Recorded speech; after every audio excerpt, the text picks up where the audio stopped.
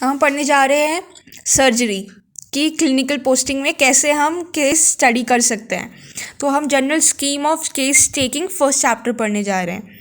इस चैप्टर में हम सीखेंगे कि कैसे हम जब पेशेंट उसका अराइवल होता है हॉस्पिटल में, क्लिनिक में, उसके उस टाइम से लेकर नॉर्मल कंडीशन तक, उसके नॉर्मल कंडीशन तक जो जो हमें करना है, फॉलो करना है प्रोसीजर, वो सब पढ़ेंगे।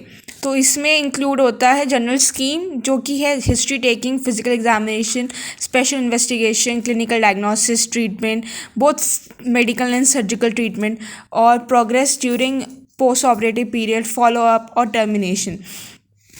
ठीक है। तो हिस्ट्री टेकिंग में पर्टिकुलर्स ऑफ द पेशेंट सबसे पहले लेना होता है। मतलब हमें पता होना चाहिए कि पेशेंट पहले पता हो, पेशेंट के बारे में पता होना चाहिए, उसके बाद उसको क्या बीमारी है फिर ही हम पता कर सकते हैं। तो उसके बारे में पता करने के लिए 7 पॉइंट्स होते हैं: name, age, sex, religion, social status, occupation, residence. फिर चीफ कंप्लेंट्स हम लेंगे। फिर हम उससे सबसे पहले ये पूछेंगे कि व्हाट आर योर कंप्लेंट्स। फिर हम उससे नेक्स्ट क्वेश्चन पूछेंगे कि what brings you here. Next question पूछेंगे how long have you been suffering from each of these complaints. फिर इन सारे कंप्लेंट्स को क्रोनोलॉजिकल ऑर्डर में लिखेंगे। और फिर हिस्ट्री ऑफ प्रेजेंट इलनेस लिखेंगे। फिर एसोसिएटेड डिजीज़ेस लिखेंगे।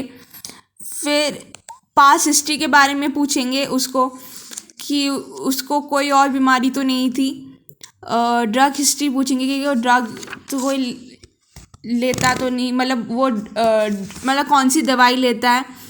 और उसके बाद हिस्ट्री ऑफ एलर्जी पूछेंगे, कोई एलर्जी तो नहीं है। फिर पर्सनल हिस्ट्री पूछेंगे। फिर उसके बाद फैमिली हिस्ट्री पूछेंगे कि कोई फैमिली में भी कोई ऐसी बीमारी तो नहीं चल रही है जो उसको हो रही है। और फिर उसके बाद हिस्ट्री ऑफ इम्यूनाइजेशन पूछेंगे।